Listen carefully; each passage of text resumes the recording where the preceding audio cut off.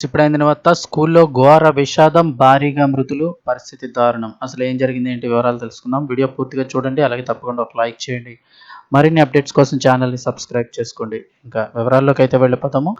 తుర్కీ దేశాన్ని వరుస కాల్పుల ఘటనలు ఉలిక్కిపడేలా చేస్తున్నాయి. తాజాగా కహ్రమన్మరాస్ ప్రావిన్స్‌లోని ఓ పాఠశాలలో ఓ విద్యార్థి జరిపిన విచక్షణారహిత కాల్పులు. అంటే ఈ స్కూల్ పిల్లవాడే ఈ కాల్పులు జరిపాడు. ఈ కాల్పుల్లో టీచర్‌తో సహా మొత్తం 9 మంది అక్కడికక్కడే ప్రాణాలు కోల్పోయారు. ఈ ఘటనలో మరో 13 మంది విద్యార్థులు అలాగే సిబ్బంది కూడా తీవ్రంగా గాయపడ్డారు. క్షతగాత్రులందరినీ హుటాహుటిన సమీపంలోని ఆసుపత్రికి తరలించగా వారిలో ఇప్పుడు 6గురి పరిస్థితి అత్యంత విషమంగా ఉందని తుర్కీ అంతర్గత వ్యవహారాల మంత్రి ముస్తఫా ధృవీకరించారు. అసలు ఏం జరుగుతోంది? అంతు చిక్కని కారణం.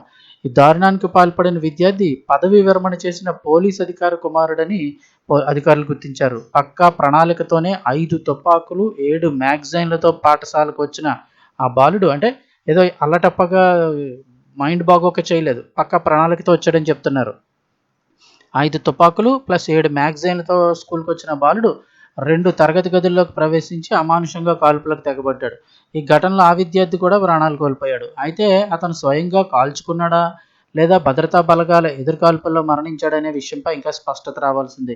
ఈ దారుణానికి గల ఖచ్చితమైన కారణాలు ఇంకా తెలియరాలేదు. వరుస ఘటనలతో ఉక్కిపడుతున్న తుర్కీయే. గత 48 గంటల వ్యవధిలో తుర్కీలో ఎలాంటి దారుణం జరగడం ఇది రెండోసారి. దేశవ్యాప్తంగా ఇలాంటిది విషయం తీవ్ర ఆందోళన కలుగజేస్తోంది. మంగళవారం నాడు సాన్లియా యొర్ఫా ప్రావిన్స్లోని ఒక ఉన్నత పాఠశాలలో మరో విద్యార్థి జరిపిన కాల్పుల్లో 16 మంది విద్యార్థులు గాయపడిన ఘటన మరొక ముందే బుధవారం నాడు కహ్రమన్మరాస్లో ఈ ఊచకోత చోటు చేసుకోవడం విద్యా సంస్థల్లో భద్రత పైన పెద్ద ఎత్తున ప్రశ్నలు లేవనెత్తుతున్నాయి.